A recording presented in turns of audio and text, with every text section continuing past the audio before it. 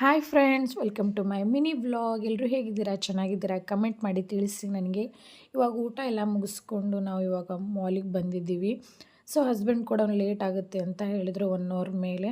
ಸ್ವಲ್ಪ ಶಾಪ್ ಮಾಡೋದು ಕೂಡ ಇತ್ತಲ್ವಾ, ಸೊ ಮಕ್ಕಳಿಗೆ ಕೂಡ ಖುಷಿನೂ ಆಗುತ್ತೆ ಮಾಲಿಗೆ ಬಂದರೆ ಆ್ಯಸ್ ಯೂಶ್ವಲ್.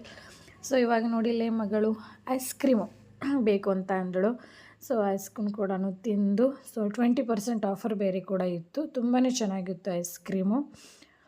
ಸೊ ಶಾಪಿಂಗ್ ಎಲ್ಲ ಮಾಡ್ತಾಯಿದ್ವಿ ಅಷ್ಟರಲ್ಲಿ ನನ್ನ ಹಸ್ಬೆಂಡ್ ಕೂಡ ಬಂದರು.